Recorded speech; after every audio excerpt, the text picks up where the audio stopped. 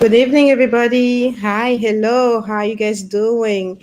Welcome to our chosen moment, the very first chosen moment of this year, 2021.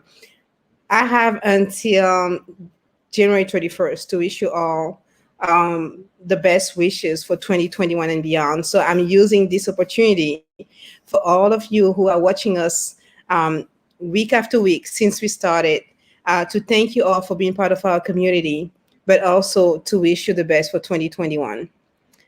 Today is a testimony not to be missed. Today, my friend, I call her my Trini, is sharing her testimony live for the first time. In January 2019, she was clinically declared dead twice. I'm not going to share the story for her. I'm just going to let her in and have her share her own testimony with her own words. We have a special guest today from a ministry that we love called the Ark Ministry of Healing. We were honored to be ministered by them, and we want them to be part of Anaïs stories and Anaïs testimony. So I'm going to invite Marcus and Anaïs on the live with me. Hi, everybody. Hi, Anaïs. Hi, Marcus. I Hi. Hello. Hi, Brian. Hi, James. Thank you for joining Hi, us for this Marcus. Hi. conversation. So, Anaïs, we are hearing you from far away. Can you hear me better? Yes, we can hear you better. So that means that you have to Okay, I'll hold the try mic to with use you my almost during the whole conversation. Okay, I will Okay, try. awesome. Are you comfortable with that? Okay, Yeah, that's fine. amazing. Let's start with, if that's okay with you, Anais, let me start with letting Mark introduce himself and introduce what the Ark Ministry Healing Room is. Yeah, hi everybody. My name is Marcus Kierwald. I live in New York City. Together with my wife, we are leading the ministry called the Ark Healing Rooms. We're not a church. We are just we are 501c3 non-profit, and the Lord put on our hearts to just start a ministry where we bring volunteers from different churches together and then pray for the sick, whether it's emotional, whether it's spiritual, whether it's obviously physically. We pray for everybody who comes through the doors. And the purpose is also not only to actually see and do what the Lord called us to do 2,000 years ago, and what He still wants us to do, but also to equip the church and the volunteers from different churches so we can send them back into their churches so they start doing whatever the Lord called us to do in their own churches. So we meet every other Saturday in person right now, even though it's COVID. But we feel like, no, we have to go out there. We have to create a platform for the Holy Spirit to move and for people to come and encounter the Holy Spirit. That is amazing. Thank you for joining us, Mark. Anais, I'll let you introduce yourself. Good And afternoon. after you introduce Good yourself, afternoon this let evening. us know also. Can you hear us? Yes. So I just want to say, Anais, after you introduce yourself, can you also tell us why we have invited Mark to this session with us today? Marcus. Okay. Good afternoon this evening, everybody. My name is Anaïs. Um, Today I will be sharing with you my testimony, which is quite unusual. And we have asked Marcus to join us as he ministered to me. And during the ministry, he learned about my um, my testimony, and he wanted to share it on his platform. And we felt it would be more uh, convivial to do it all together, and for everybody to have a part of it, and to help me as well to share the testimony, maybe in a way that I don't see it, or in an angle that may benefit more people. Mm. So this is why we have Marcus here co-hosting with Carlita. Do you want me to start with testimony, or do you want to ask me some questions to guide me Yes, along? How it's a do we nice go about show. this? This is your show. Run it as you like. Marcus and I will just interject from time to time to ask questions to maybe like help people see different angles as you shared. And then other than that, this is your story and this is your room today and your opportunity to edify us about what you've lived. Thank you. Thank you for everybody to come and join. I hope that the sound will be good enough. And I pray, and we've prayed already, that the connection would sustain us throughout the testimony. So keep praying for us so that we can all hear what God wants to say through me through this testimony. So on January 21st, 2019, I was 3 months pregnant when I suddenly woke up um, screaming in sheer pain, and I was bleeding. We raced to the hospital in like 15 minutes, and upon arrival, probed by the medical team, they announced to me that I had suffered another miscarriage, so which was the third for me in a row. So my whole family started coming over and saying, "Can you hear me, guys? I thought I saw myself coming outside." Okay. Um, so as I was saying, the doctor announced to me that I had a miscarriage, and it was pretty devastating for me and my family because it was a pregnancy that we were waiting on, and it was the third miscarriage in a row within a couple of years, and so at that point we had prayed, we praised God, we had faith and all that, and yet again it was ending in the miscarriage.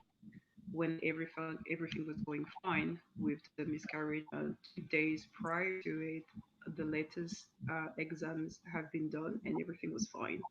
So it was quite a surprise for everyone. And the doctors realized that the babies, because they were twins, were stuck in my cervix and they could not come out. So they tried to bring them out with their bare hands. So I can't even start to describe the kind of pain that you go through when another human being has his arms inside of you and trying to bring out two small babies of you without any anesthesia or anything like that. So it was extremely painful. The type of pain that, I mean, you've never encountered before. So that was quite traumatizing as well. Um, they still couldn't bring the babies out, so I was brought to the delivery room, and upon arriving in the delivery room, I was put on anesthesia because I couldn't push the babies out. I was physically extremely weak, and I just couldn't push. I was really exhausted. I had no strength at all. So they put me under anesthesia, and from then on, everything that happened is being told to me. Um, so few minutes after I went into anesthesia, I was still losing a lot of blood.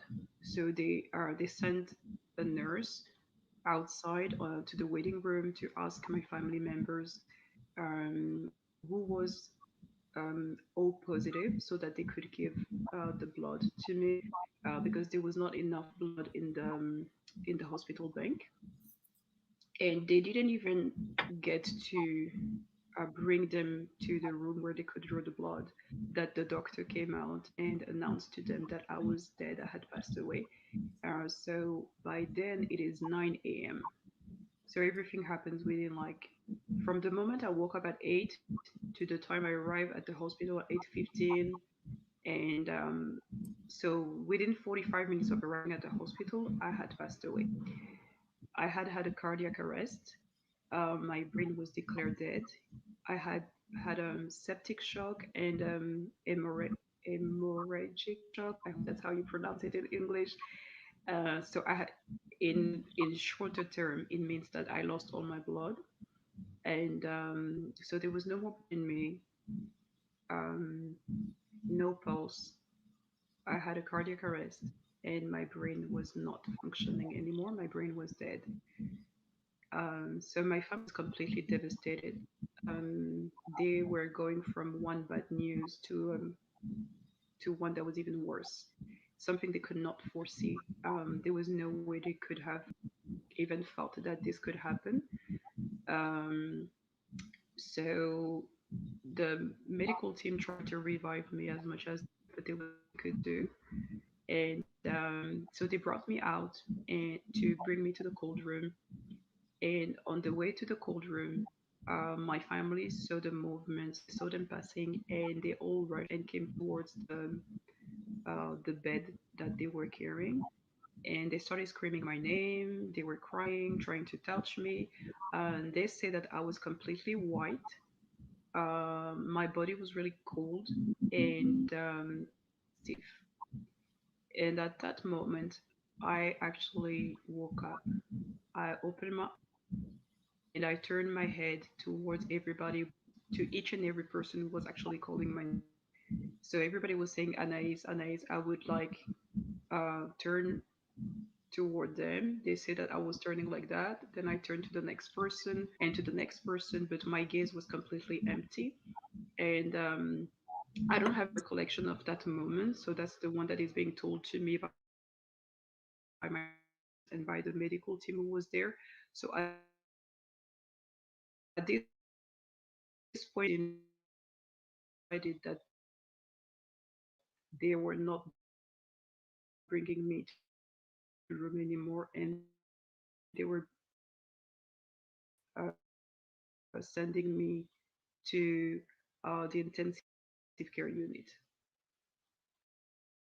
And as they turned around to bring me to the intensive care unit, I actually had a second cardiac arrest right in front of my family. And my eyes went just like fell, and my head, my eyes turned, and my head fell as well.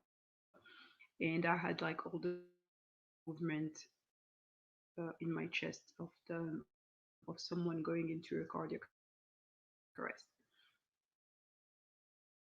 So they brought me to the intensive care unit, and they tried for more than 25 minutes to revive me, and nothing. There was nothing that could be done. They could not attempt any blood transfusion.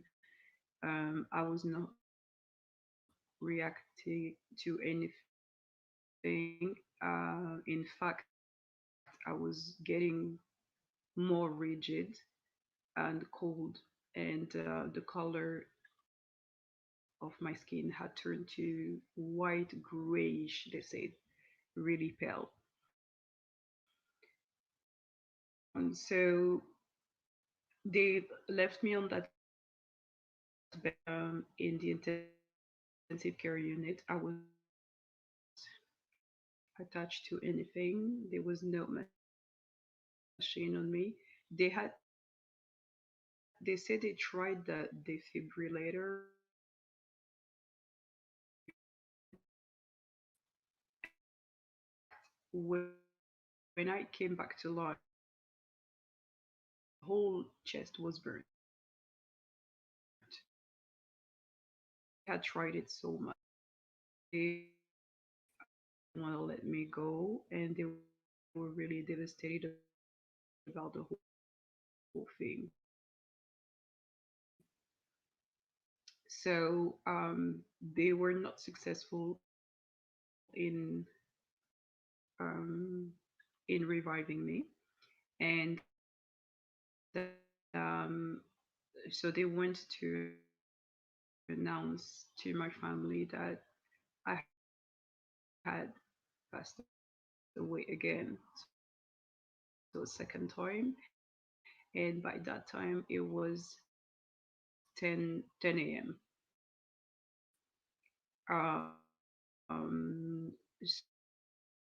So the first time I had died, I was dead for like an hour.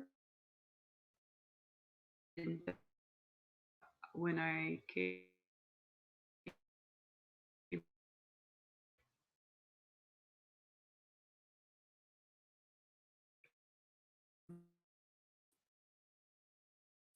I was like alive, let's say for like like 15 minutes or so, and then I passed away again. So that was the second time.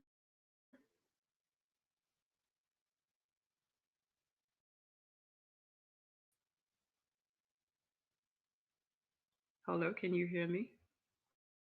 So we can hear you, but I feel like the internet is going in and out. Is it the Can same you for guys you, hear me? Martin? Yeah, we can hear you now. It looks like I'm not sure that that you guys can hear me. No, we can hear you, but I just feel like the internet connection is not very stable. So you are going in and out. So I think the fact that you are Hello? speaking slowly is also helping. But I'm not sure if we can review the internet. I don't know what exactly Hello? is happening, but it's cutting off. Yeah, a lot. Hopefully you can hear me. But those are the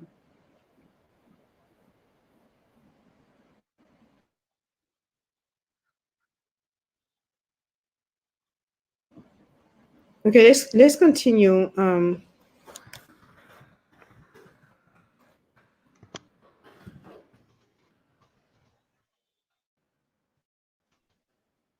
Let's continue. Can you hear us, Hanais? I don't know. Every time we try to share this testimony, everything was great until until we are actually live, which is absolutely ridiculous. But as Anais is trying to figure out the connection and internet, um, um, dispositions, Marcus, I don't know if you want. Have you ever heard of such a story from your ministry? I know that you actually minister to hello, a I'm lot of actually people. trying to reboot. Have you ever like heard this kind of story before? Yes. Okay, let me No, I mean, I heard of stories people being raised, especially through Heidi Baker um, uh, From the connection and internet. in Africa. But obviously, then hearing a story where somebody get raised twice from the death, when Anaïs shared with us the other day or a couple of weeks ago when we ministered to her, we were all in awe. We were like, oh my God, we need to share the testimony to give God the glory. And it's just like, it's so unreal in a way, but it's actually real because here she is on the screen. And so I'm like, I'm so fired up because he's done it before and he's going to do it again. It's going to do it again. I believe it's really a triggering effect that this testimony is going to ignite something where we can hear more testimonies.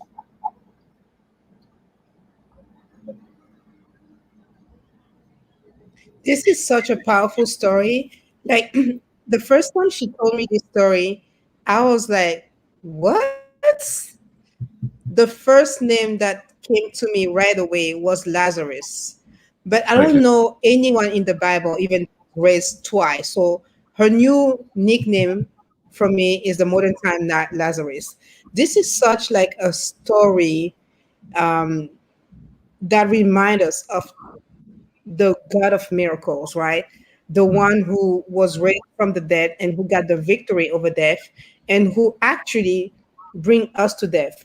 When I was having the conversation as preparing for this meeting the first time in French last week with Anaïs' mother, what she told me was that we resurrect every day, like every day, because people were shocked by the fact that we use the word resurrection. And she actually ministered to me about the meaning of the word resurrection and how grateful we are to be every time we wake up in the morning and we can actually breathe and walk and talk. And as Anais would develop her story, you guys who are watching us, like you will discover how she was not even supposed to be here talking to us. You know how in the movies we see people being raised from the death like a miracle and right away start walking and jumping and doing different things. So Anais, if you are back with us, let's try the sound from your second connection and let's see how that goes. Um, and yeah, let's try this. So you were raised the second time at 10. So in what state were you? Um, like I mean, physically, mentally, what happened after that? Um, can you hear me now? Perfectly. Okay, great. So, uh, what I've been told, because I don't have a recollection of the first time I came back. So, what I've been told is that I was looking at everybody. I was responsive. I wasn't talking, but I was responsive in terms like if you were calling me, no matter where you were in the room, I would turn my head and look towards you. But I was Okay, really so weak. okay, so you were weak. So you lost a lot of blood, and they were not able to give you blood. Like, how did that happen? Where did you end up finding blood from? I lost all my blood. They never were able to give me a blood transfusion. So up until today, we have no idea where the blood that is running in my vein right now is coming from. This is Because the blood, ridiculous. my blood was on the floor in the delivery room. I had lost all my blood. All the 7 liters that we have in the body, I lost all of it. So I whenever mean, I this is came back the first time, I don't know any doctors who will be watching this later, but like if you are a doctor and you happen to watch this, you need to explain to us how somebody who lost all the blood in their in their body just sudden just came back to life and is now talking to us without having any blood transfusion. This for me is like miracle after miracle. Like I just don't know what to say. yeah, Anaïs, that's yes, Marcus. uh, how did they record it out? There must be files, like because there are going to be people they're questioning it. There's no doubt about it. But I'm sure you have also medical record. Let's say, guys, look, this is my death certificate in a way, and then like, oh, half an hour later or 3 hours later, they had to revise it again, and now say, yes, there was no blood, and now she's speaking again. Do you have those files actually? I don't have a death certificate because actually, what happened is that you need somebody to. I hear myself in echo. Sorry. Can you still hear me? Okay. Um, Someone has to file all the papers. Someone from the family has to file all the papers to so the hospital can start with one part of the all the paper, all the paperwork that needs to be done, and then your family, one of your family member has to come and sign.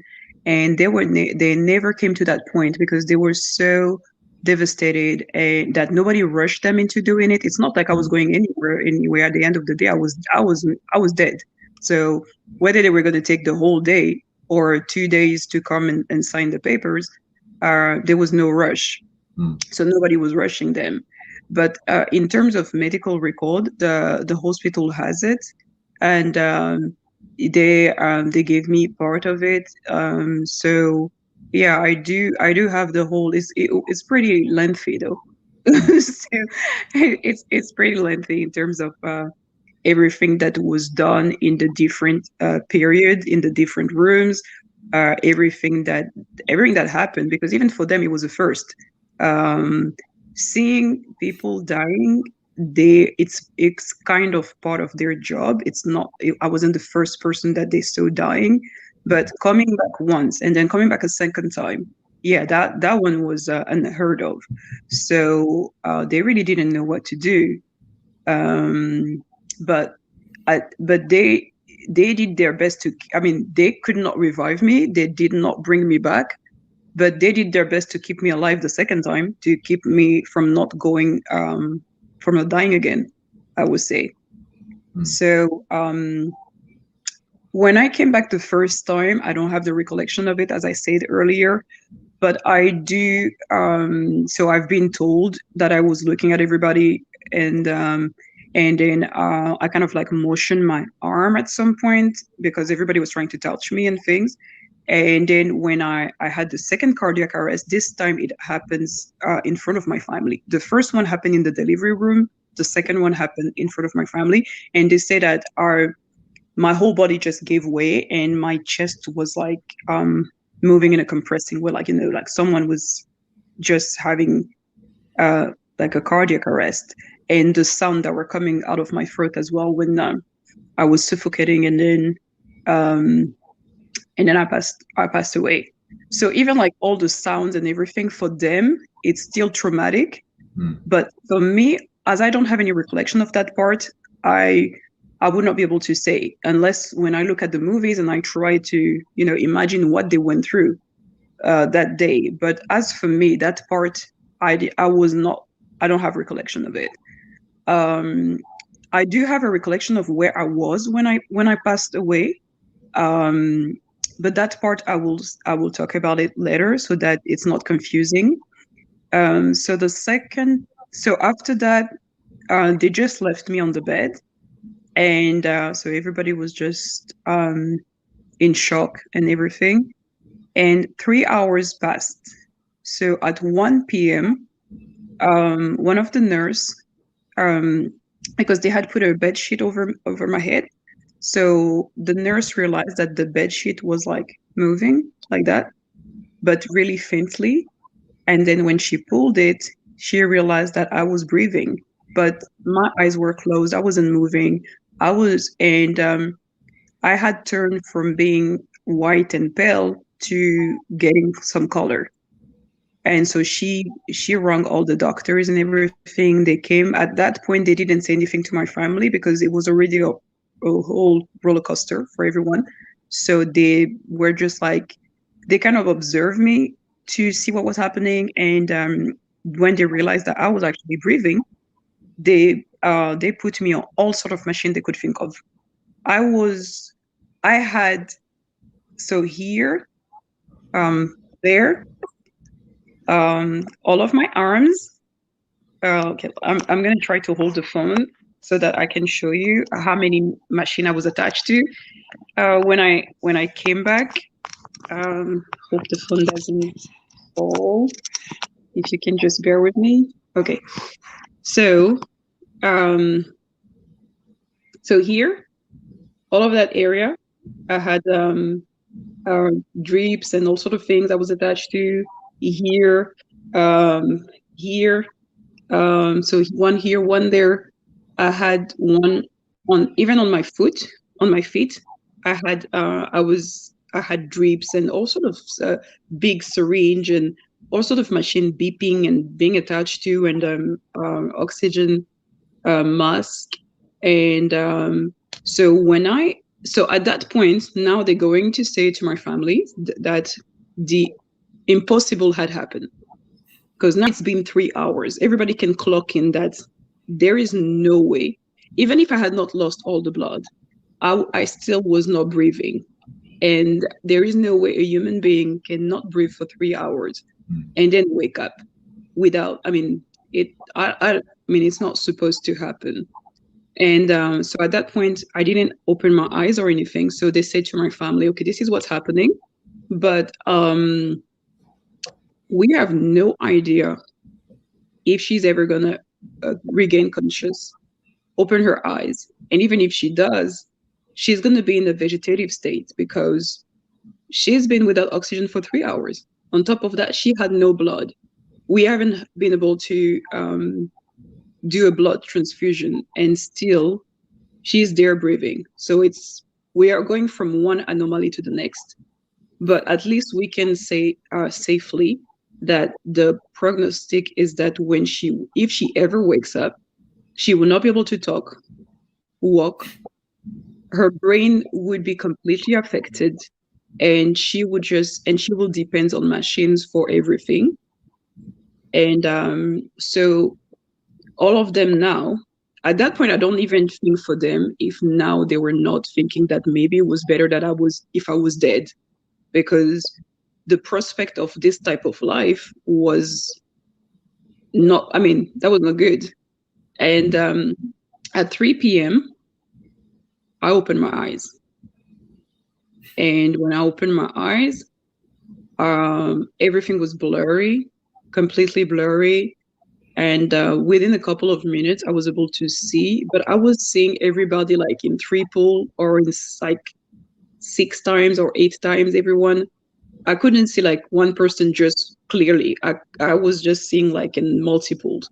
And one of the nurse, she was telling me, Anaïs, you're in the hospital, you're in intensive care unit, everything is fine, your family is here. She kept on repeating it over and over and over. At first, I could hear, for me, it was just noise from afar until I could make up the sound. The sound that was the most familiar for me was my name. So whenever someone was saying Anaïs, I would turn towards that sound, and they realized that I could hear them and I could understand them. So they were already like amazed. So the doctors came and they're doing all those tests to check my reflexes. I couldn't move apart from like trying to do this and do that. I couldn't lift a finger. The most I could do was just try to turn my head. That's it. So they checked. They have this thing that where they come on your knee and they knock it a bit to see how your knee reacts. They will touch your hands like that and your feet as well, so that it to see there are certain reflex that your body is supposed to do, and it did it. So they were just like, okay. And then there were 2 of my aunties who were on this side of the bed. And so I could hear people crying. So I would try to turn my head, but like the way I was moving was so slow. It was like, it could take me like 10 minutes just to be able to do this. So by the time I turn around and I look at them and they're crying, and I'm like, in my head, I'm thinking, man, that pregnancy really was expected. Like, I was like, oh my God, I'm so sorry for them, that I've put them through this again another time. They're really grieving those babies. So for me, that was why they were crying. And then at that point, my blood pressure was at 4. I don't know if it's the same number that we use in French that we use in English. So in French, they say that it was at 4. And when your blood pressure is at 4, you are supposed to be in a state of coma. You're not even supposed to be awake. And still I was awake. And I could hear, I could understand, and I could see.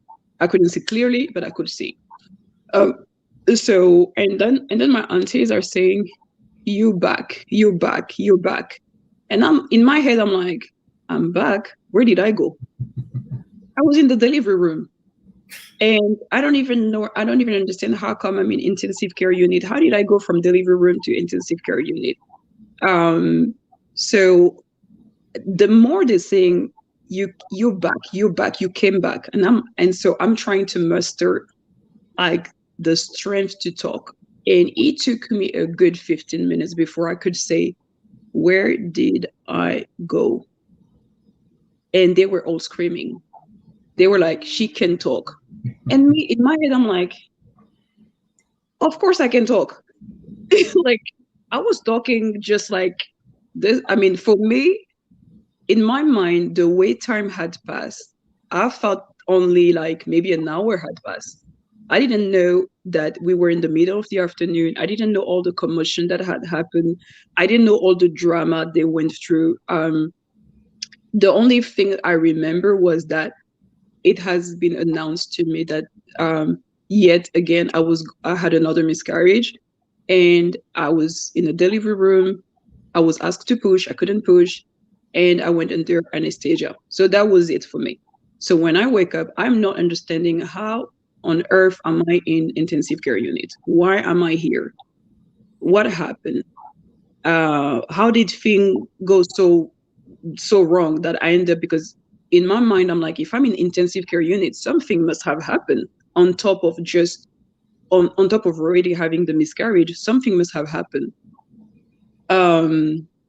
And so they were all saying, so you came back, you can talk, you can see, you can hear, and you can understand. And for me, I'm like, yeah, of course I can. I mean, when did I mean, I was, so at that point I can't speak anymore, but like in my mind I have like so many questions. I'm just like, but why are they all acting this way? Why are they all so surprised that I can talk? Why are they celebrating the fact that I can see? Why are they celebrating the fact, and why are they always saying I came back? So after like maybe another half an hour, the doctor came, because and now he and then he kind of explained me what happened. And the surprising thing is that my second sentence was when he explained to me that I had died and I came back not just once but twice. My second sentence was, why did God bring me back? He should have let me die. I was, and everybody was like, how can you say that? Like, you back. And I was just like, I'm in pain. Where I was in so much peace. I was in a place where I had so much peace, so much love. And they were like, so you went somewhere? And I was like, yeah. And I started describing this place where I was. It was a place, I don't know if you saw the cartoon called Soul. There is that scene where the character passed away. And he goes into that place where it's like space, so it's dark, but it has some kind of like, it's kind of lit up. But in the cartoon there is a path. Where I was, there was no path. I was on my back. I was laying on my back as if I was on the beach or in a swimming pool, and my hands were like that, and I was going up, and I could see the delivery room. I could see my body. I could see the doctors and everything when they started to pull the babies out. So I knew I was not in my body. I knew I could not go back in my body anymore, and I knew I was not in that dimension anymore. I knew I was in a different dimension from which I could not go. I could not turn away and come back. And I was going towards a light that was so bright you could not see past the light, but at the same time it wasn't scary. And I knew that this is where I was coming from before I was in my body, even though the only place I've ever lived was in my body. And I don't, the whole entire time I've lived before that time, I didn't exactly know where I came from. But then I knew that the bright place where I was going was the place I was originating from. And from there, I will be sent somewhere else. It was really peaceful, the type of peace where I understood the sentence, rest in peace. It's a peace like I've never experienced on earth. It's a love like I've never experienced on earth. I didn't meet anybody from my family who had passed away previously. I didn't meet angels or Jesus or things like that. But I felt like I was in a place that was the source of peace and the source of love. I really don't know how to explain it otherwise. It felt like I was basking in it. There was no more pain, no more. I wasn't. I knew I was not in my body. I knew. I don't know how I called what I was, because I could see where my body was. I could see the people around my body. but I couldn't see. But I knew I could not go back, and I was going towards the light, and the light was really far away on top. Finally, and the light was really far away, and I was going towards it. So the first time, I was going really slowly, and then I felt like I was sucked up, and that's when they told me that I woke up the first time. The second time, I was going at a much faster pace towards the light, and I almost made it to the light. And at that point, it felt like the light came towards me. It kind of embraced me, and then it pushed me back. And that's when I woke up and I opened my eyes. And when I was in intensive care unit, I was just like, the light is not the same. It's not that light. That kind of bright, I've never seen that kind of bright on earth. I don't know how to explain it. It's the shade of it, I've never seen it.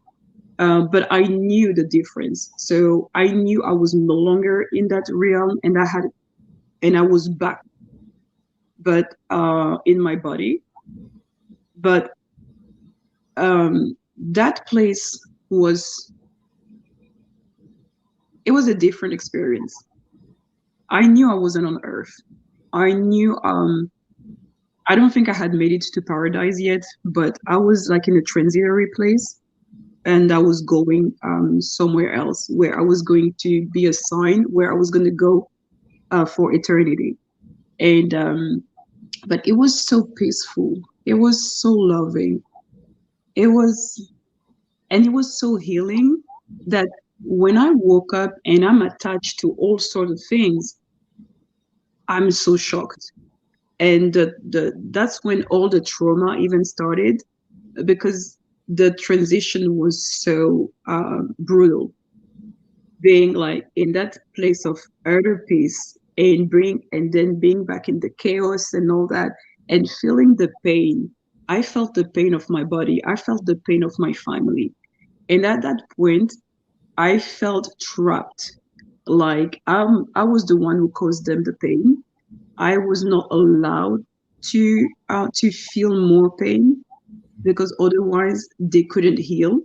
But at the same time, I didn't want to be here anymore. I wanted to die. It took me more than a year to actually feel alive, to actually want to live. I attempted suicide several times. When I came back to life, I denied God. I didn't believe in him anymore. I was not interested in this whole miracle at all. Everybody was telling me, "You're a living miracle. One day you are a testimony. You're a living testimony. One day you'll deliver your testimony. It would help so many people. It would heal others. It will restore others." And I was just like, I don't want none of that. I prayed for my pregnancies, and I just lost them one after the next. I just wanted a family. I prayed for that. That's a simple prayer. So God could not give me that simple prayer, and he had to like outdo himself and not only bring me once, but bring me twice. I didn't ask him for any of it. I was dead. He should have let me die. And I wanted to go back to that place where I was in so much peace and so much love. That's where I wanted to go. The whole entire year, you go through so much suffering in your body. You disconnect completely from your body. Your body is a center of pain. You are hurting all the time. You have to learn how to walk. Like a baby, you have to start over. You have to learn how to sit, how to crawl, how to walk, how to eat. Just like a baby, you start over. Like you have to eat liquid things. With a baby, you know the rhythm. You know that, okay, from infant to 3 months, this is what he or she can eat. Then from this age to that age, you can add a little bit of more of this. But with an adult, you're supposed to eat solid things. You're not supposed to go back to milk. And we had to start this process over. We had to feed me just like you fed a baby. I was being fed through a straw. I could not even hold a spoon or a fork for months. It was so the whole thing. You just you feel like you are being set back. You don't see it. You don't see it as a miracle. You just see it as a punishment, and you feel so guilty to be back as well because so many other people are losing loved ones, and you're like, but what did I do? Wherever I wasn't even praying for myself. I wasn't asking to come back.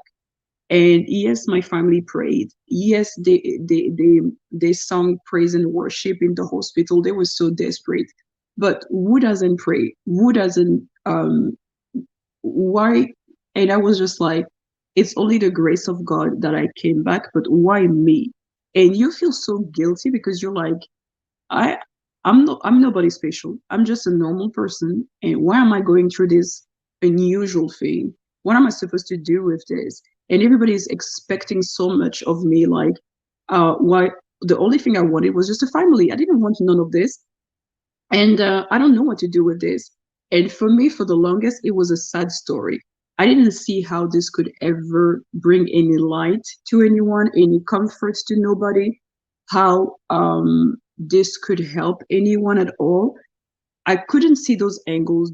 I didn't have the right perspective because I was in so much pain. I was suffering for so long, and my whole family was suffering with me because when they see you being so diminished, they and for 3 weeks after I came back to life, I had to stay in intensive care unit because my blood pressure was still at 4, and each and every day they were in fear of their phone ringing to let them know maybe I didn't pass the night. Maybe this time there was no assurance that I was going to stay alive because I had died twice. So even the miracle was counterproductive in the way that, well, it happened. She died. So, and then she came back and then she died again. So, yeah, she came back this time, but who said that next time she's going to still be here?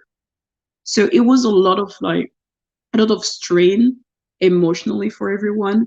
And then when you see your child, your daughter, your sister, your cousin, your niece, your granddaughter having to crawl as an adult like a baby for months, or and I went gradually with all the stages of crawling, and at some point, the stairs, I couldn't take the stairs. I had to go on my bum. So I would go on my behind and I would go one stair after the next. I was exhausted. I would have to pause between the stairs, so I would pass out. It it was so extraneous. Um, the recovery took a long time. So 2019 was just the physical part, and 2020 was the mental part.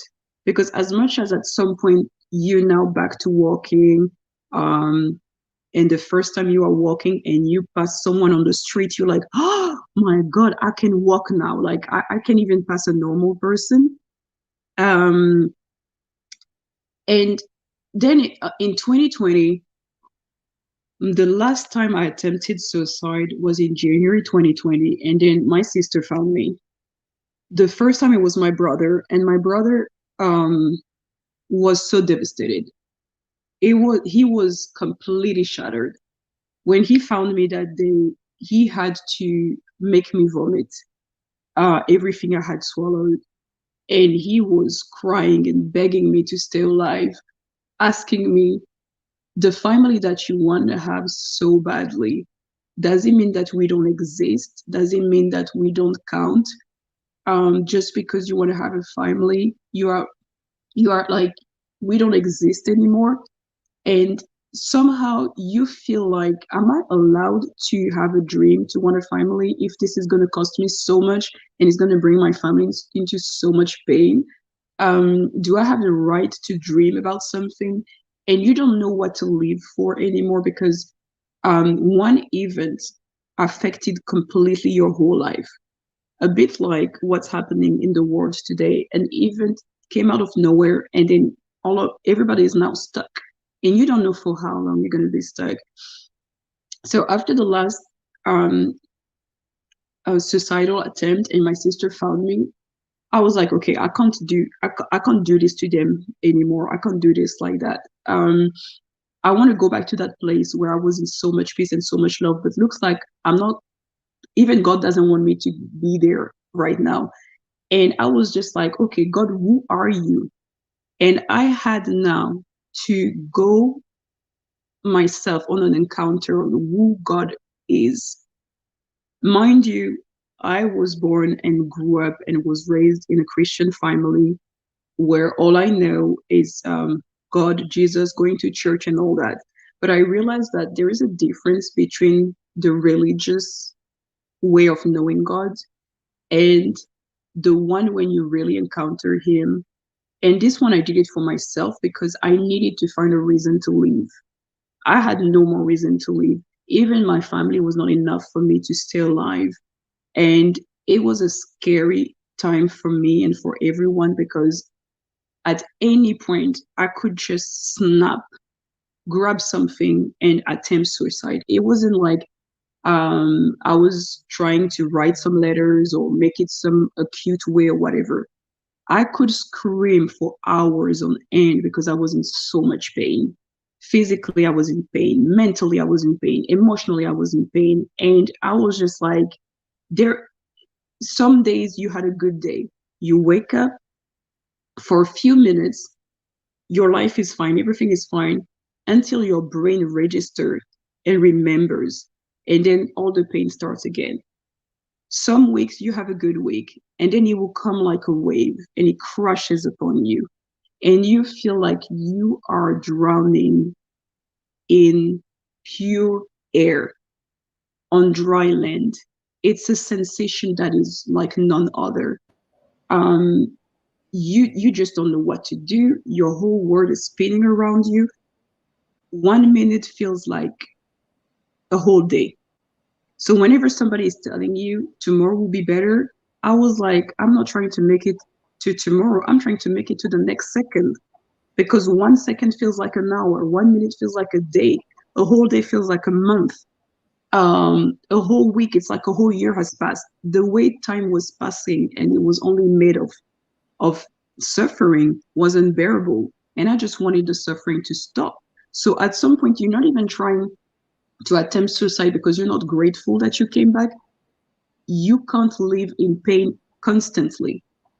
You just, your whole body is in pain because yes, you came back.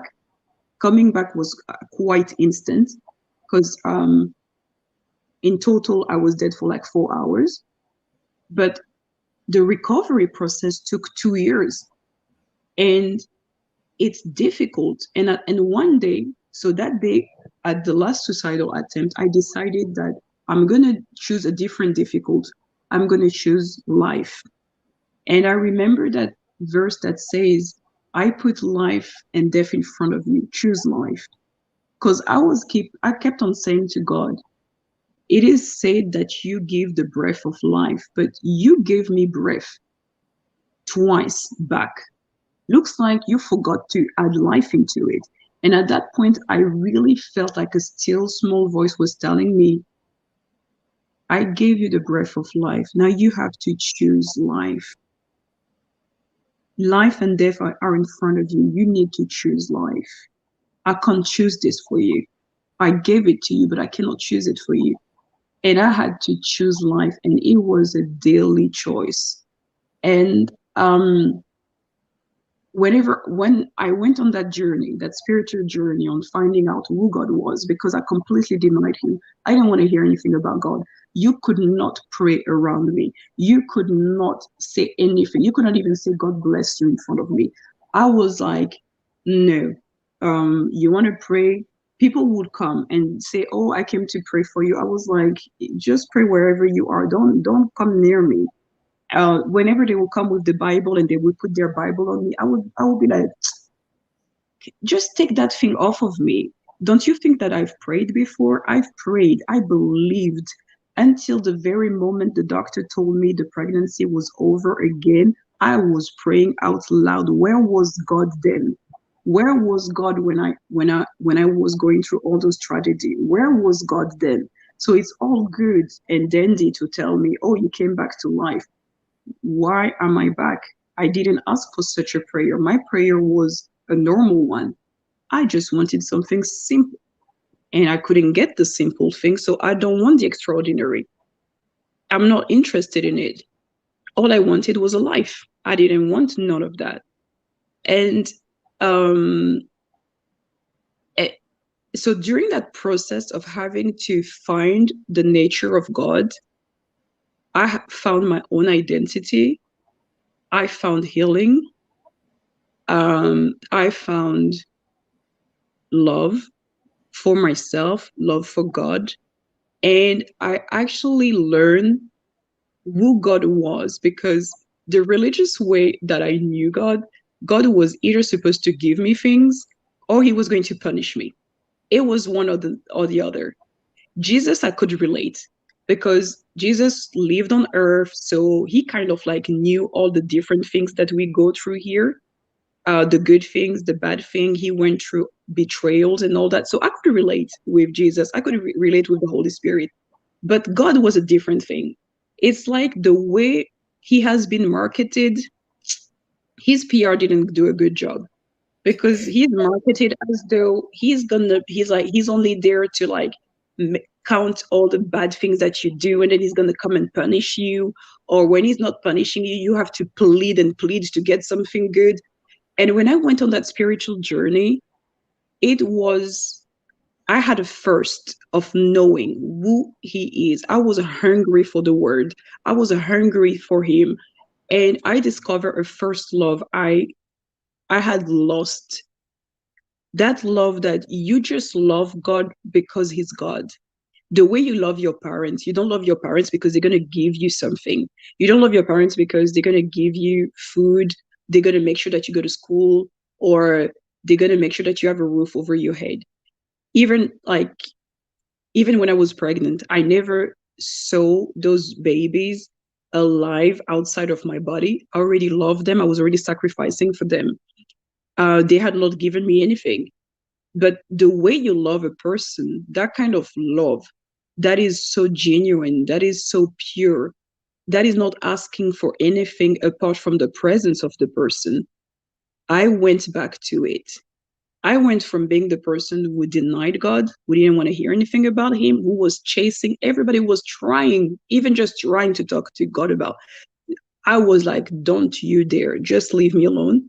To now, co-hosting a Christian blog and coming live on it to talk about it. No one could have told me that 2 years ago. No one. I would have said never. And getting ready to launch your own podcast. Yeah.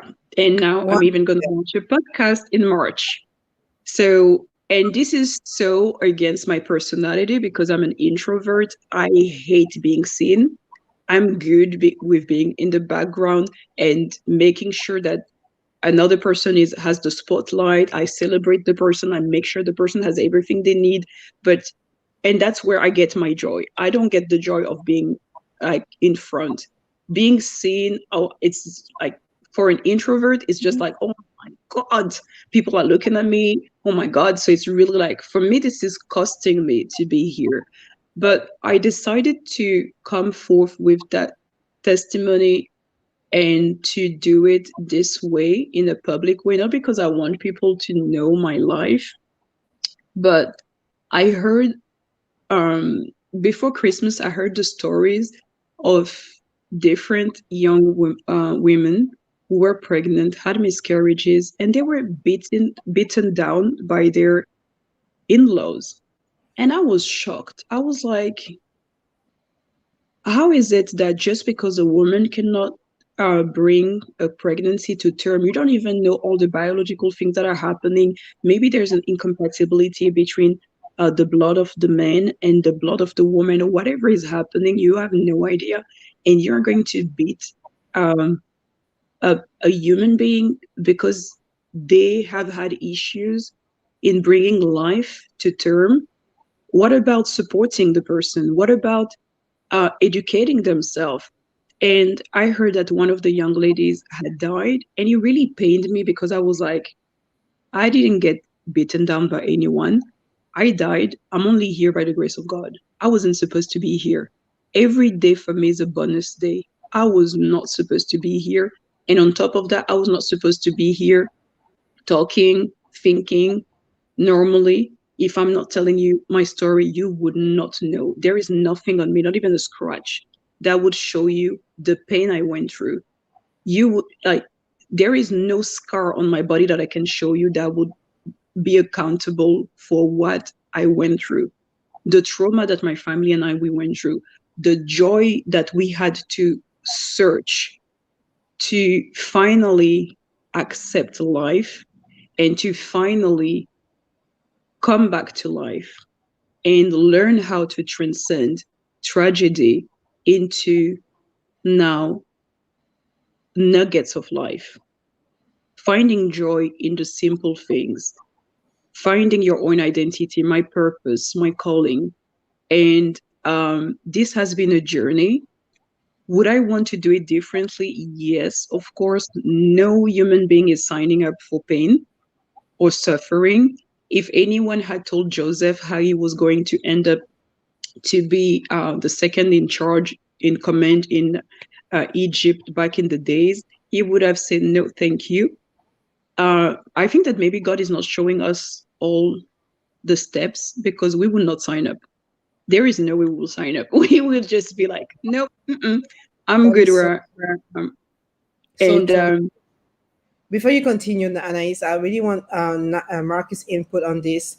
Though this, like Marcus shared earlier, guys, if you are just joining us, thank you first of all for being part of the live today. Get ready with your question for Anaïs or for even Marcus. Marcus is part of a ministry called the Ark Ministry. And I'm going to share the links for the Ark Ministry Marketplace. The way we discovered the Ark Ministry Marketplace was through a friend and through Nadi at first, and then me, and then Anaïs. Because whenever something is good, you have to spread the good news, right? So that's what we did, and we were all ministered to.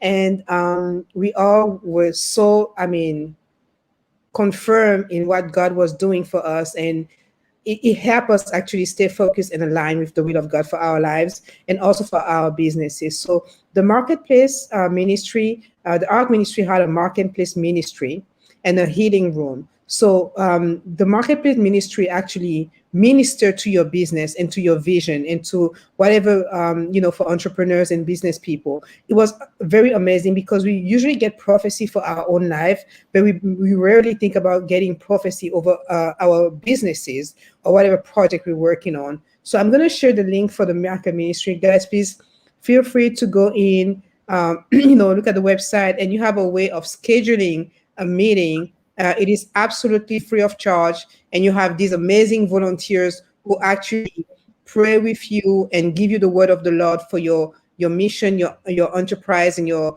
whatever endeavor you are, right now.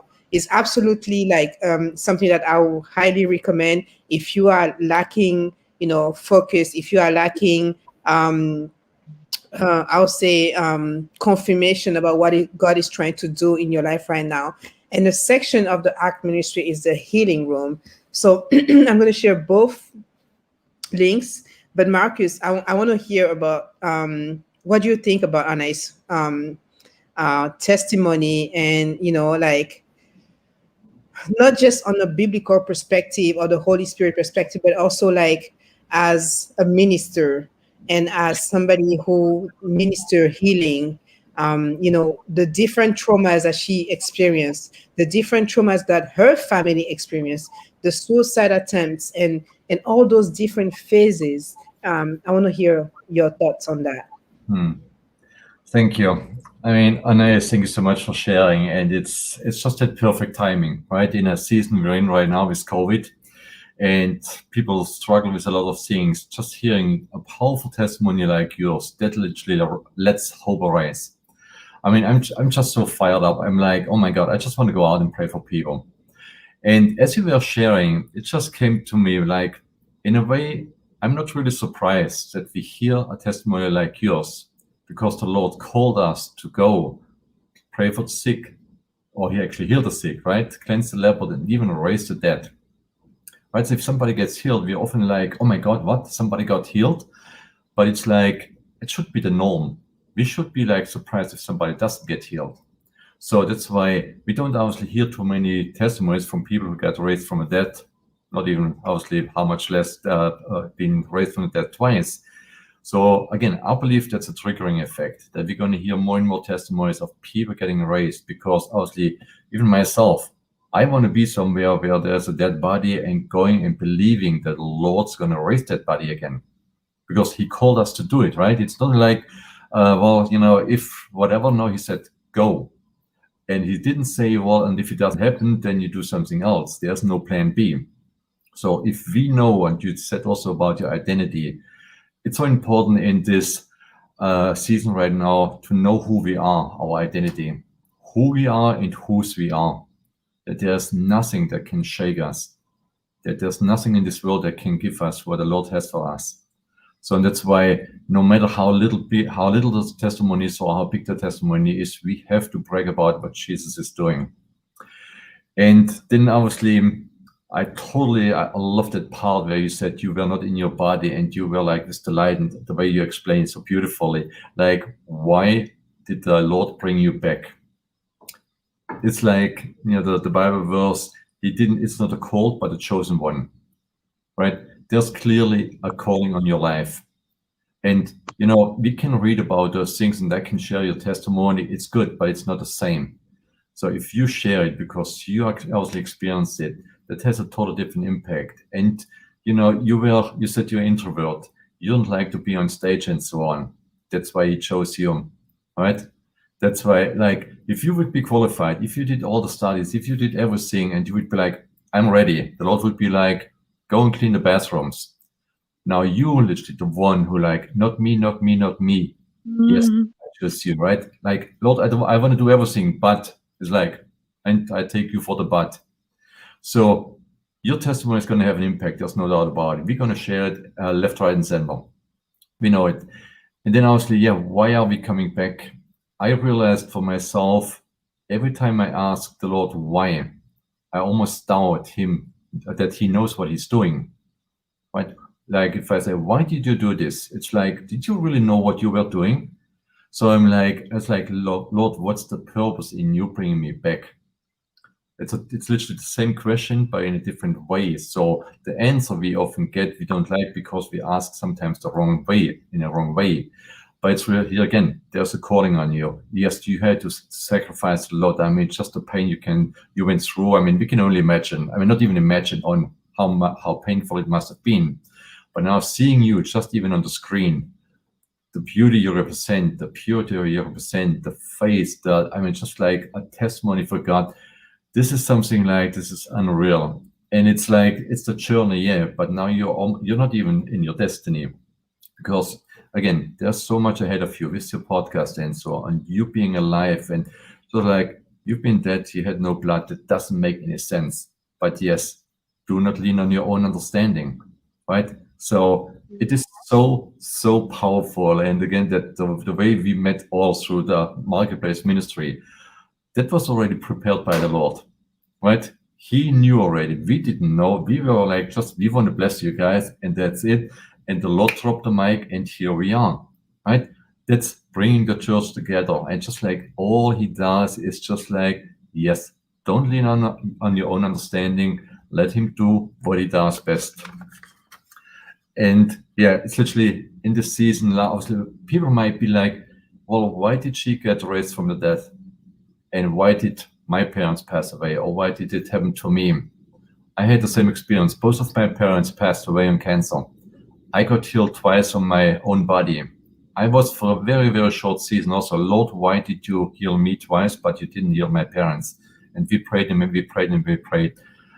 And literally I was like, even if you would tell me why, I probably would never understand it. So I know there's one thing the Lord cannot do. He cannot fail us. And he doesn't make any mistakes, right? So like, okay, Lord, I trust you that you know what you're doing.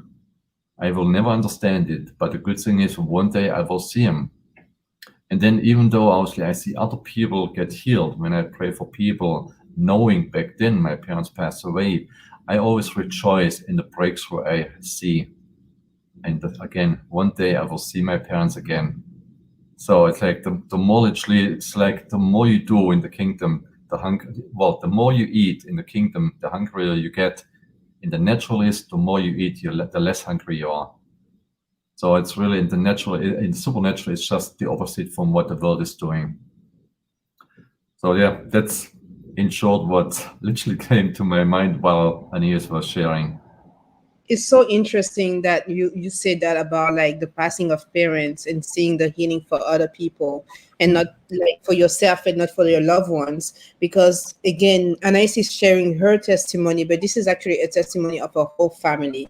When we had the French version last week, like her whole family was online, and because they don't speak English, I guess they're more French speaking people. Like you could have seen from what they were sharing, they're part of the experience, which was very interesting to see how some were crying, and as they were crying, think she was dead. Here she comes alive. I mean, it was very emotional last week. I was not as, good and well put together as I was today. I was totally like in a meltdown mode. But also Nadi, you joined us today, but I know this is a very personal also testimony to you, as Anais shared about like the place where she was when she passed away. I'm gonna let you share your story. Of course, I don't want to share it for you, but like, thank you for joining us, and we want to hear from you about what this is bringing to you in terms of Yeah. healing. Well, thank you. Yeah, definitely. I appreciate it. And thank you, Anaïs, for just your courage and just for being bold enough to share your story with us, and for Marcus for being a part of this as well. I think it hits close to home, and something that Marcus had just said about your parents and that healing process, because I recently, after a long battle with my mom, she recently passed away, and it's, we never know the reason why God will do things, and we'll never understand the reasons why, I was healed of certain things and she wasn't. And, the process, as much as we pray and give and do for them, and, we give our heart to the Lord about them and intercede for them. So it was definitely such, for me to hear, the parts that you were discussing about today with your family, and to just kind of see your family's interaction as you were talking about it. I could see it from the other side of the spectrum, and it just was so heartwarming to understand sometimes the true scope of God's teaching to us. Like we'll never understand the lessons. We'll never understand, when Marcus said that, we won't be able to lean on our own understanding, but it's just the fact that, we're not supposed to lean on our own understanding, and we'll never really understand why he's doing it. But the fact that he is working in such a way, and the impact that will come, that sooner or later, it does nothing but help you build that level of trust and faith in him, to say, you know what, I don't understand what's happening, and I don't, this is what the world has taught me, but I'm choosing to believe in you and what you're doing and the glory that you're going to bring. And I am just like, when I heard your story the first time, I was just like, wait, what? I had to really make sure I understood, like I really understood what it was that really happened.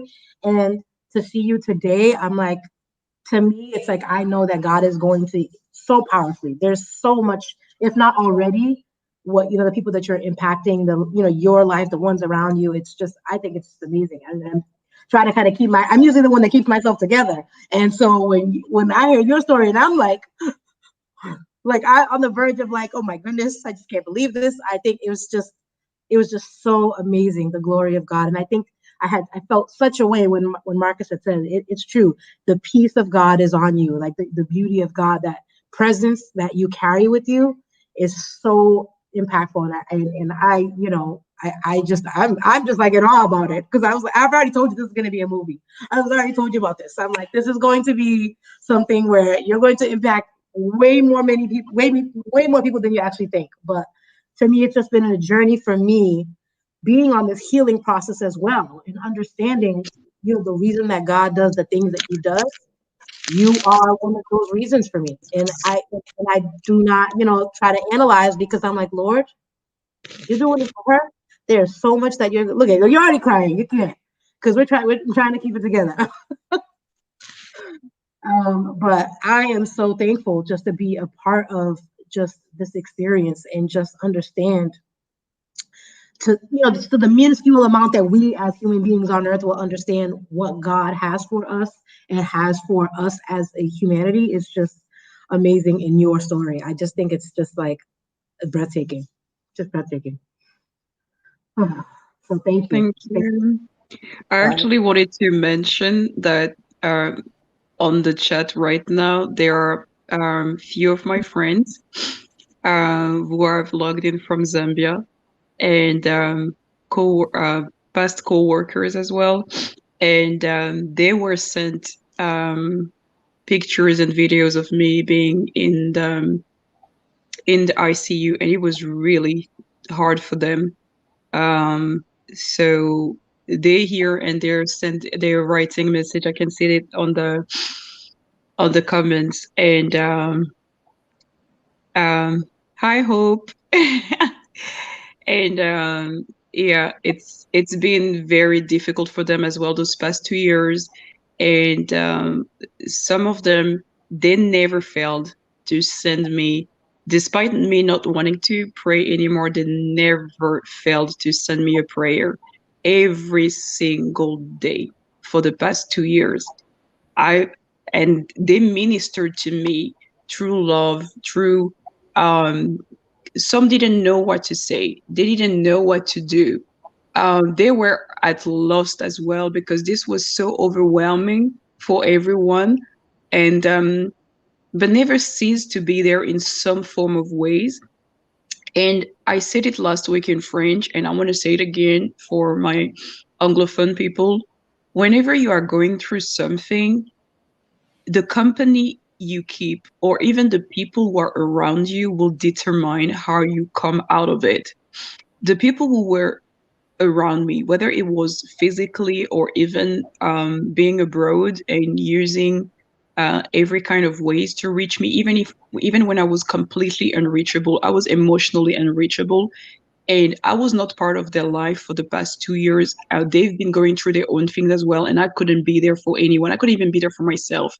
I had so many battles that I couldn't even be there for anyone, but still, they would talk to me the way they saw me, like as my real identity, not defining me through what I was going through the tragedy that had struck me. They were talking to me as per the value and as per the perspective of life. And those people, they poured life into me. I realized that we all have a tank. And even if you want to choose life, you need people around you when you are completely broken, when you are completely at loss. You need those people to be able to seep life into you like a drip. Even if it took time, it took 2 years for me. But today, I am the product of everyone's prayer, of everyone pouring some word, everyone pouring their love any way they did, any way they could. And because of that, I'm so ever grateful because it has been challenging for everyone. My heart family, who are my friends, my blood family, it's been hard for everyone. You don't know what to do.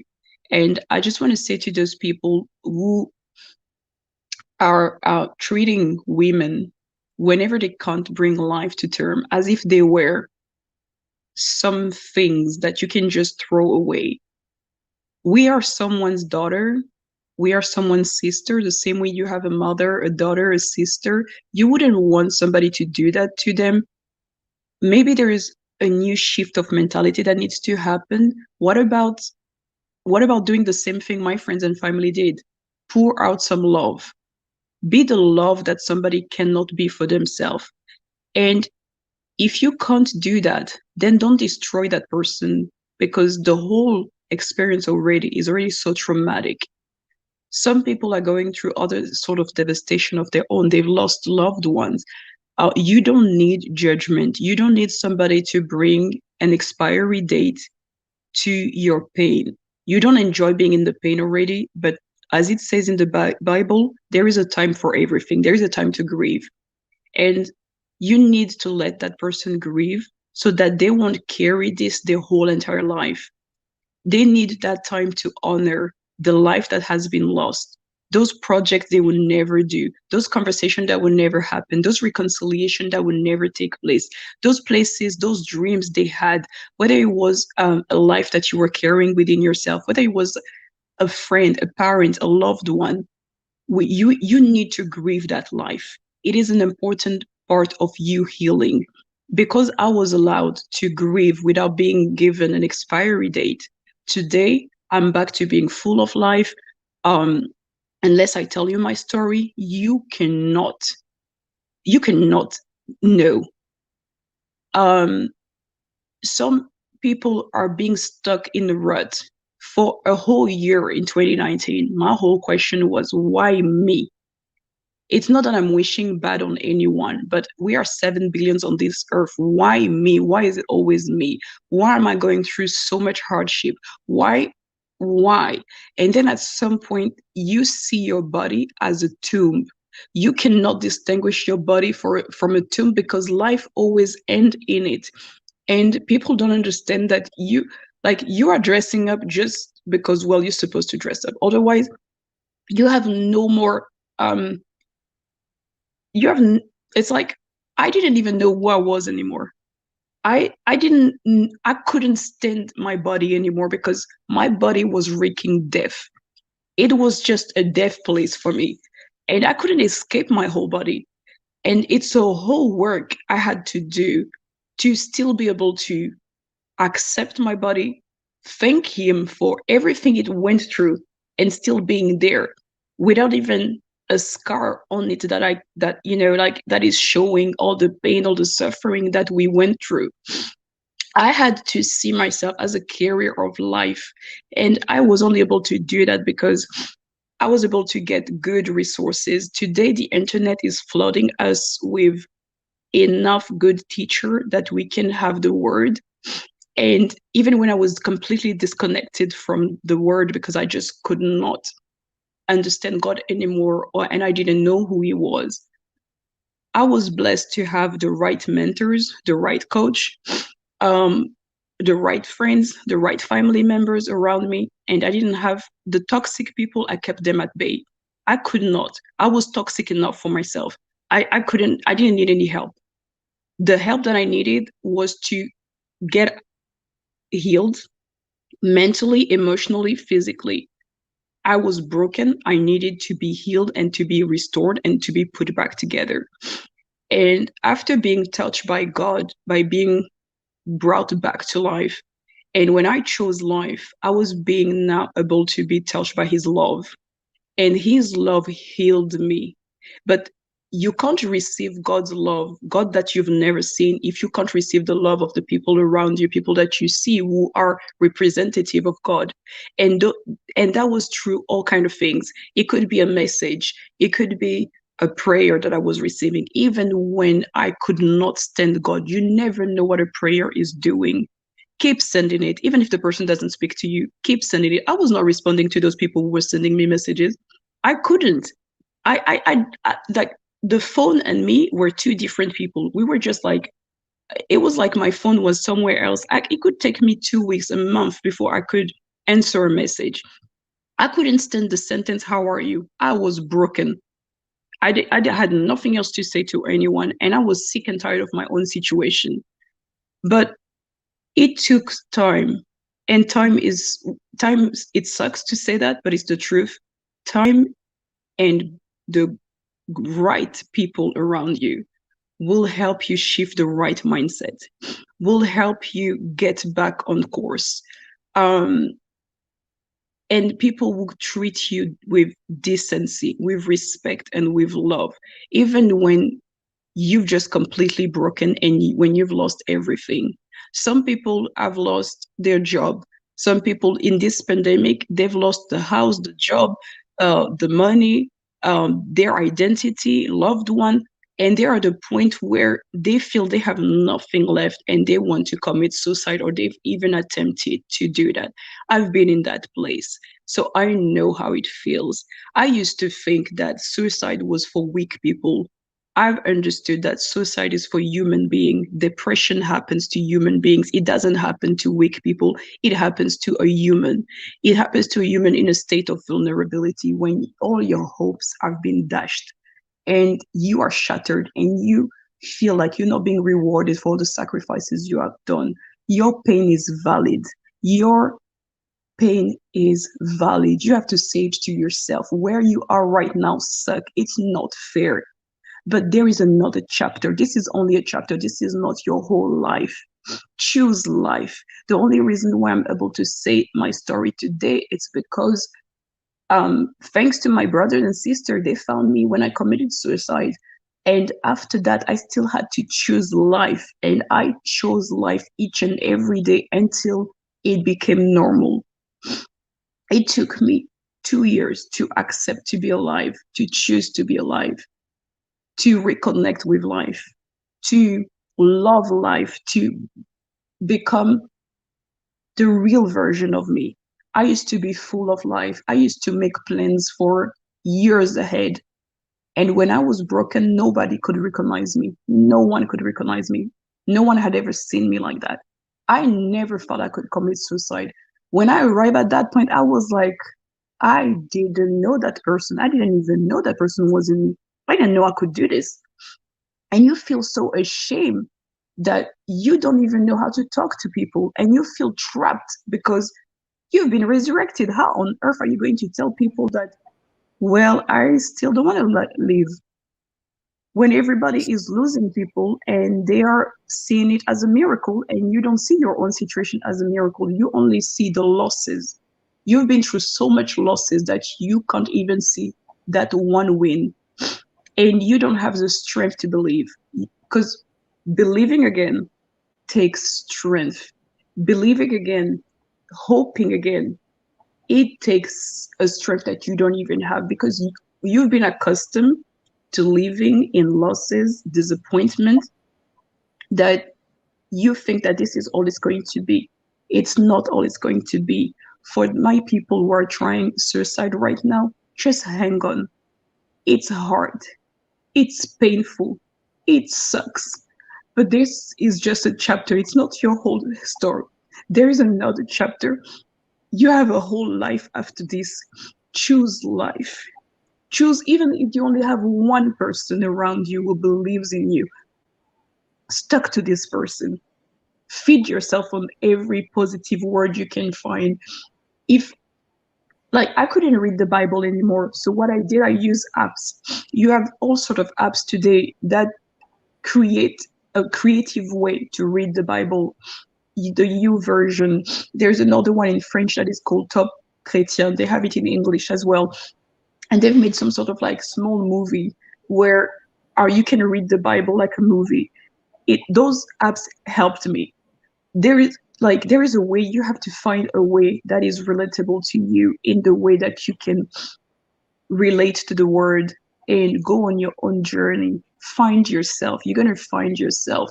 I found out that tragedies allowed me to reveal my true self.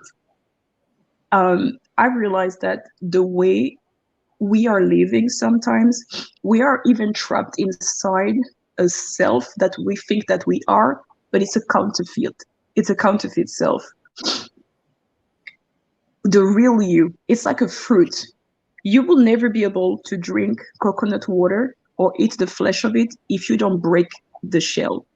And some of us, we are in the shell of the environment we grew in, the mentality we have been built into.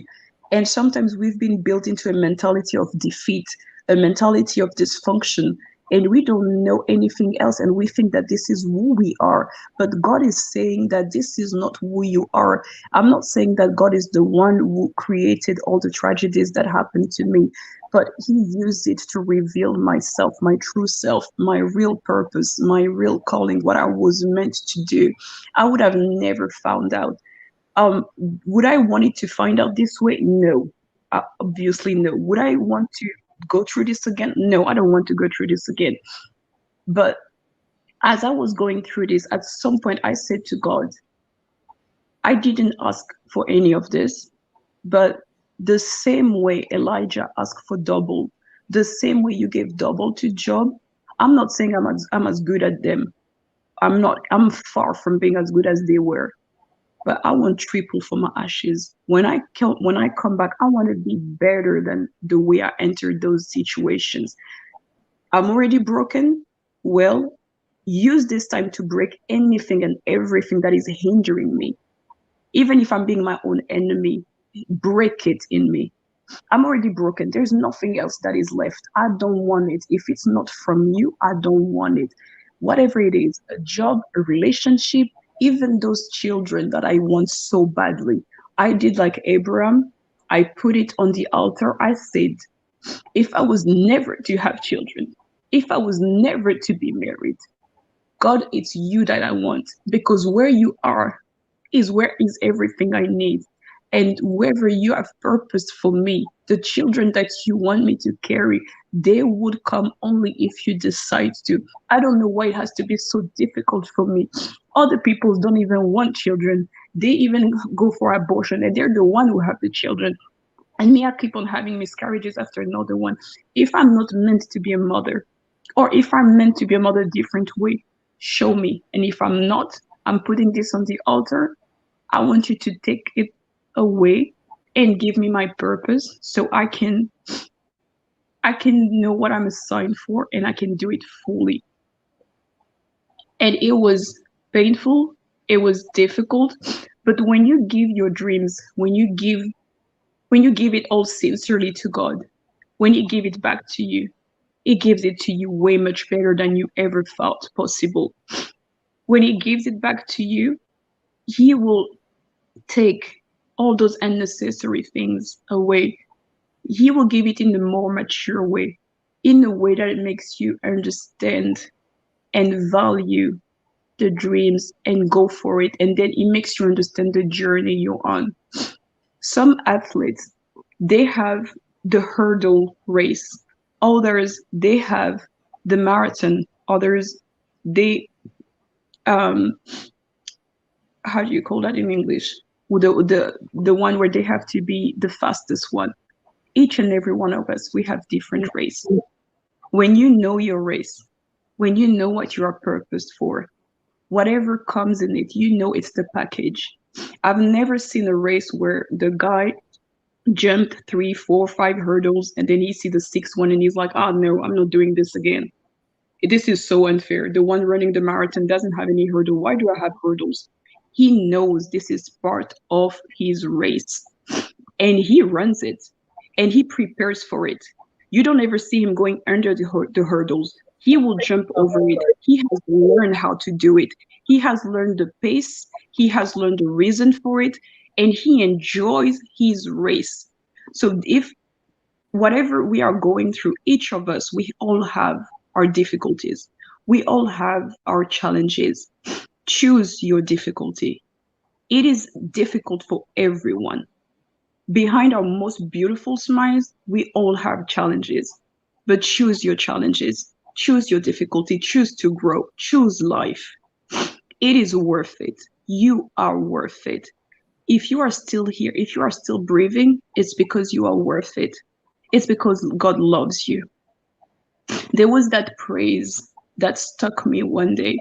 It says, it's So your breath. Nice. I'm gonna keep continue, but before we started, I know you wanted me to share the pictures that you sent me of before, for people to see your testimony. So I'm gonna try to do that as you speak. Okay. You know, hoping that technology will agree with us. And I just wanted to add while she's sharing that something that came to me as you're talking is that this, not even just the resurrection part, this part after the aftermath and the resurrection of yourself after this part, this is what's really going to be blessing people so much, because I feel it so powerfully when you're talking about choosing life and choosing to be who God called you to be. I pray that everybody is just completely being blessed by this, because I am, and I've already like, oh my goodness, it's amazing. It's amazing. And I thank you for that. Oh, yep, there are your pictures. So Yeah. those pictures were actually taken a month after I left ICU, because every picture that of me in ICU that was sent to my heart family who lives abroad, or even my blood family who lives abroad, they all deleted it because it was too painful for them. I think that Hope is on this live chat. She can maybe comment. She deleted all of it. It was too painful for them to see me the way I was, or branched out to so many machines, and the fear that I was not going to make it through the night, or I was not going to make it through the day. I had several seizures. It has been a journey. It was painful. So for me to go from this girl here who looks like death, actually, I look like I was in pain. I look like I was seriously in pain. To me today, it has been a process. It's one day at a time. Sometimes all I could do was breathe. That's all I could do. I was just breathing. And then I remember that praise song that would say, "It's your breath in my lungs, so I will give you praise." And then I realized that the Bible says the way we have been created, and God breathed himself inside of us. When I actually realized those sentences, every time I was breathing, and I was not breathing out of a machine anymore, I gave God praise, because I know what it is to be in ICU. I know what it is to depend on someone to bring you to the toilets. I know how it is to be bedbound. I know how it is to have to learn how to walk, to not even know anymore, am I ever going to be able to walk? Am I ever going to function again? Am I going to stay this broken? Am I going to be alive again? Am I going to be this person I used to be? And today I'm not the best version of me. I am the God version of me. I am God's dream in the making, just like any of you. We are God's dream in the making. When God created us, just like a parent, the same way you are preparing life for your children, you want to make sure they would have everything they need. God did the very same thing when he started with creating earth. He never came back and planted again another tree. He planted everything. He did everything. He put everything in place so that we would have everything we need. We are God's dream in the making. What is that dream that God has for you? None of us want to pay the price, but can you believe in him? Can you trust him? And can you trust yourself the same way God trusts you? God trusts you so much that he created you for a purpose. Even the devil believes in you. This is why he's attacking you so much. He's attacking each and every one of us. No one throws a stone at an empty tree. No one. Because the devil believes in you so much. That's the reason why he's attacking you. But what we usually tend to do, we tend to walk alongside him because we blame God for everything, because we don't know his true nature. We don't really know who he is. And the one who made his PR did such a bad job that for more than for millennium, we are just believing it, that somehow God is the bad guy. Somehow. We kind of like fear him, but if we could say it out loud, we would be like, ugh, this one, maybe he is the bad guy because he promised me this. If God has promised you something, it's because he knows. The way I'm trying to make sense of things that happen to me is like, whatever object we are using today, let's take a car. A car is never put on the street unless it has gone through specific tests. Even a car crash. If the car could speak, the car would find it so unfair. The car would say, why did you make sure to build me with all those specific things only to send me and crush me on this wall or on this tree and all that. It's because the maker, the manufacturer, is making sure that the brakes, the tires, everything is working before they can safely put it on the street for everybody to use. I've tried to put that image for me in my own life, and I was like, what if what I'm going through are crash tests to prepare me, to build me up? It's part of my package. Instead of me spending my time comparing myself to another person, I have to make sure that I know my purpose so that I don't get distracted. And if I ever compare myself to another person, it's for inspiration, not to depreciate myself, but to be inspired. And this is the lessons I've learned. This is how I've learned how to transcend my pain, my suffering, and get back to knowing God, knowing myself, knowing my purpose, and having now a healthier relationship with God, having a real personal relationship with Him, and being able to. And today, when I come here, it is unlike me, it is unlike my personality, but I feel like there is someone, at least one person, for whom this testimony is purpose for, and in any way or capacity this has taught you and can help you see your life or the things that you are going through and decide, what is my course? Am I a marathon runner?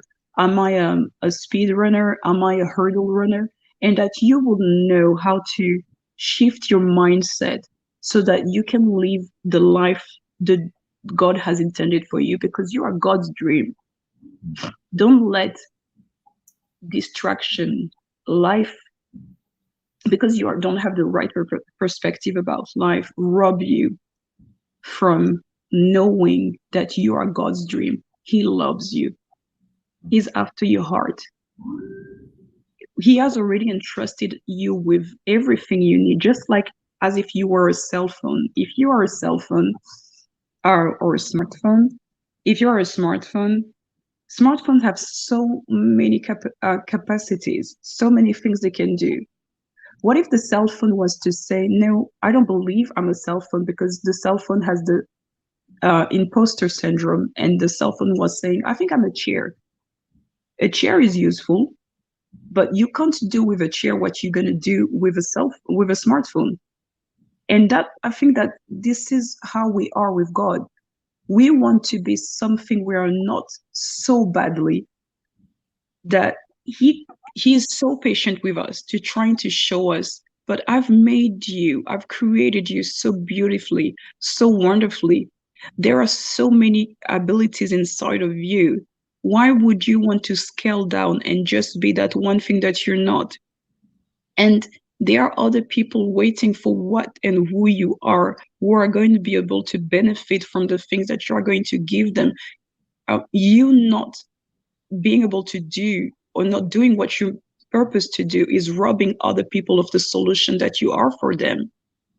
And I want to say to all the people suffering from the impostor syndrome, if God has tasked you to do something, it means He believes in you, because He's the one who created you. The one who made the Apple phone, the iPhone, or the Samsung. If one of those gadgets was to tell them they are not a smartphone, they can't do what it says on the manual, they would just be like, okay, let me show you. And so what I want to say is, like, you are not qualified enough to tell God that you are disqualified for what He has for you. There is no way you can disqualify yourself from what He has qualified you. You are not qualified enough for that. That is so powerful. How can the smartphone go to his manufacturer and say, I'm not qualified to be what you've made of me? If our phone was talking back to us and saying, I'm not what you think, we will be like, but I see who you are. And that's the same thing with God. And you will recognize the life carrier, the people who are part of your circle of purpose, because they will light up life in you the same way Mary and Elizabeth lit up life inside of each other. Wow. So powerful. We're coming to, 2 hours of live, and I know Mm. that, I'll make sure that we are very aware of like Marcus' time, because he's here with us. And this is such a powerful testimony that I know that we decided to do it in 2 parts. So this is a part one, I believe, and the second part that we're gonna do next, not this next week, but the week after, in 2 weeks. So hang tight, guys. But like, Marcus, I'm not sure if you're still gonna be part of the second part, but like, we will be grace to have you again, and honored to have you as a guest, as Anaïs share her testimony. What kind? I know you were very quiet. You were reflecting. I can see in your face that you were taking mental note, even like physical notes. So I want to give you the stage to share maybe a little bit more, and then your conclusion. And then Nali, and then we're gonna get back to Anaïs, and then we're gonna close for today. Mhm. Yeah, what hit me actually while Anaïs was sharing, still the second part is your family, right? You talked obviously a lot about what you experienced, but it's very important to speak a little bit about your family as well, and your friends who were in the hospital and so on. And you said also the community, especially in the time we're living in right now, it's very, very important to have the right people around ourselves. And so you had the family, they prayed for you. They saw you being raised the first time around. Then you passed away again, but they never gave up on God. They never gave up on you. So they interceded for you. You didn't have the hope. You were obviously out and so on. And even while you were recovering the whole year, you may have not had a faith, but other people, they carried you through the whole season. And that reminded me of the story in the Bible where the 4 friends lowered their friends through the roof right in front of Jesus. Right in it, the guy got healed because of the faith of his friends, not his own faith. So, but the Lord obviously knew the outcome of your story. He knew what he's going to start, he's going to finish. So I want to encourage actually everybody who's on the call here to, if you have friends, family members, they're struggling or they don't know the Lord even yet, to never give up praying for those people, because the Lord knows the timing. And if they don't have the faith, it's almost impossible for them to come to faith, right? But if we intercede, if we love those people for who they are and not judging them for what they may or may not do, then the Lord can encounter them, and that's all they need. They need an encounter with God, and you had it obviously in a powerful way. So I believe if you really like, ask the Lord, who do you want me to pray for? And then stick with it. We give sometimes up too easy. We pray once, we pray twice, and then nothing happens, we give up. But there's so many testimonies where parents prayed for their children for years and years and years, and then the day came. In an instant, they literally forgot everything, all those 14, 15, 16 years they prayed for, because in the moment where they celebrated and gave God the glory. So I guess that's also a very important part in your story, which I love a lot, that your parents and your friends and family never gave up on you, and they never doubted God that he's going to come through. So again, it's just so powerful. And again, an encouragement for everybody around us. If you prayed for somebody or for something and you've given up, go back to it. It's a season where we're going to see breakthrough. It could be financially, it could be a job, it could be obviously a healing, whatever it might be. The Lord will and comes through.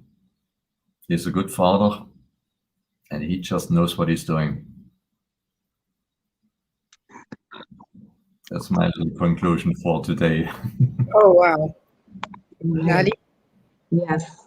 I think listening to you this past segment, one thing that stood out to me, and it's something that happens to a lot of people, is that we all go through what I like to call our sandpaper seasons where things are going to rub us the wrong way. They're going to make us feel some type of way.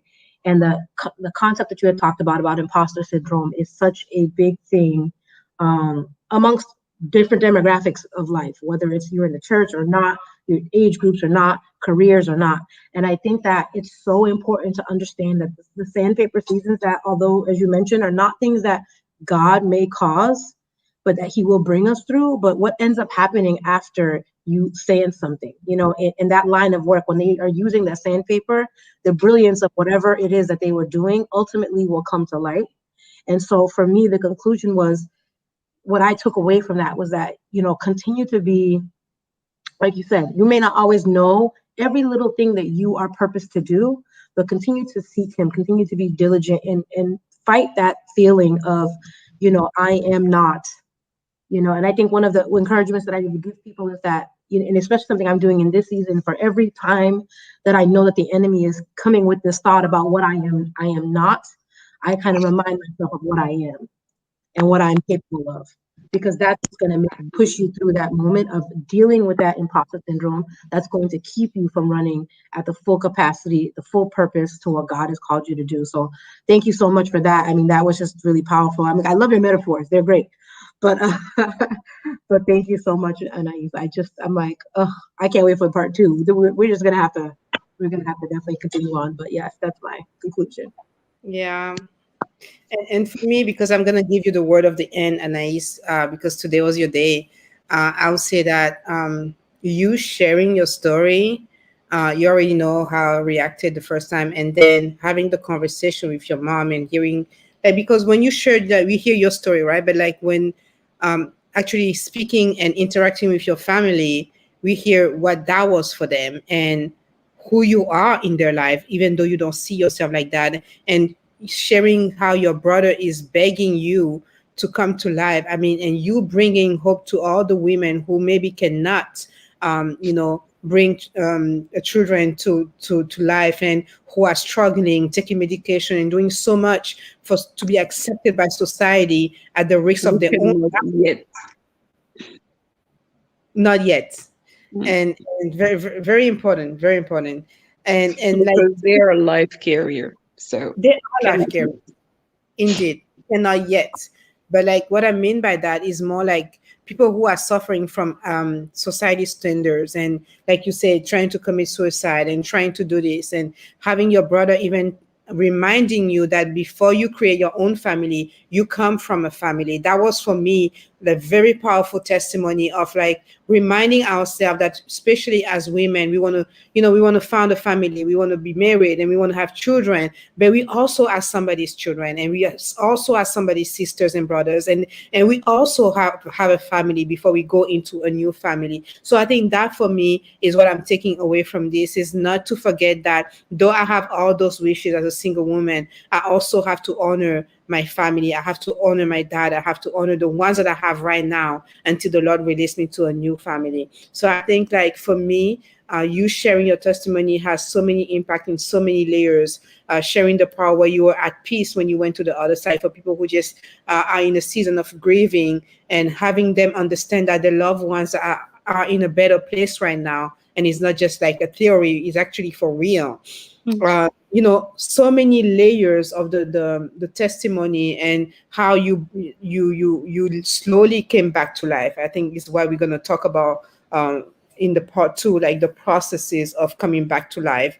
You share a piece of it in terms of like the physical and the spiritual aspect, but we're going to go a little bit more in depth in 2 weeks about like what that process was for you, and some of the challenges that you had to face and how you overcame them. So I want to thank you really for trusting the platform, for trusting me as a friend, and for just like being who you are, because being with you, working with you, clearly, like, unless you share your story, no one will know.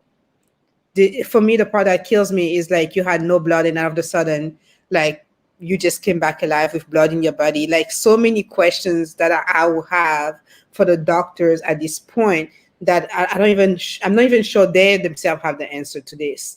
But it's just like, we're just gonna live it, not to lean on our own understanding, just like Marcus and Nadi said before, but to just trust the Lord and pray that He revealed to you what your purpose is, and that He have revealed to you why you are still here. All those questions that you were saying, why me? Why not you? At the end of the day, He always says in the Bible also that He will use the most I don't know what the correct term is, but like the ones that no one will care about. And this is what we are about in the chosen sheep, is because for all the people who felt at some point that they were The like least of them. the list of the black sheeps, the Right. outcasts, all the people who were rejected. We wanted to give them a platform where they could just be themselves.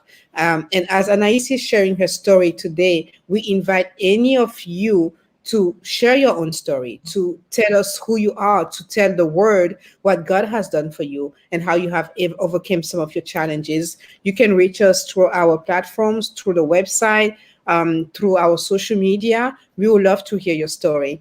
Yes. If you have not yet read Anna's story, is available online on the His Chosen Sheep blog. Thank you, Anais. Thank you, Marcus. Thank you, Nali. Thank you, everybody. And I'm gonna let Anais have the last word, and then we're gonna see you guys in 2 weeks for the English-speaking people, and next week for the bilingual people. Thank you, everybody, for being part of the live.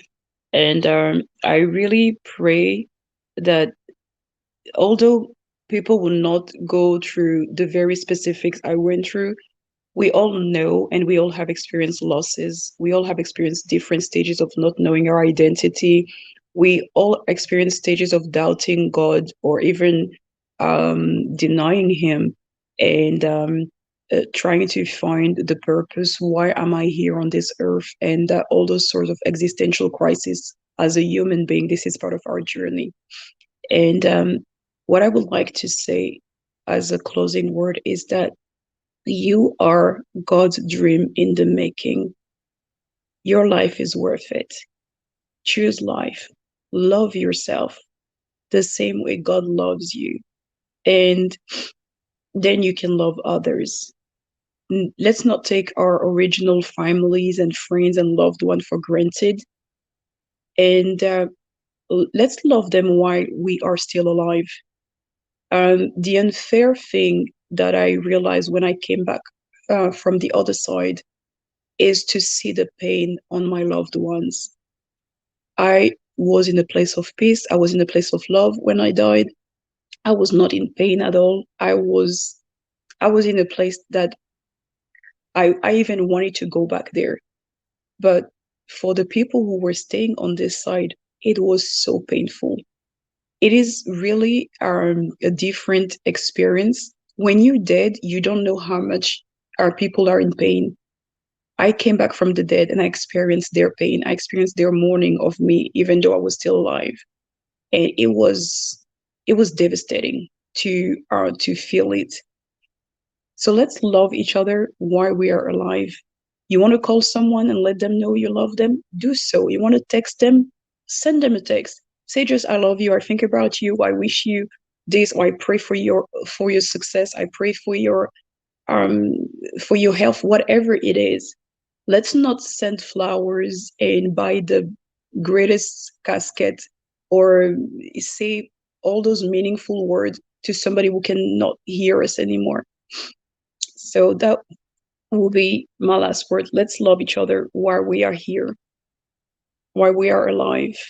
And let's believe that we have done enough when someone passes away so that we can allow ourselves to start the process of grieving and the different type of grievance that we have to do, whether it's grieving a job, a career that you're not going to have, the type of life you thought you were going to have, the type of children you thought that you were going to have, and you ended up having a child that has special needs, or maybe that has autism, or that ends up in gang or is in a psychiatric care.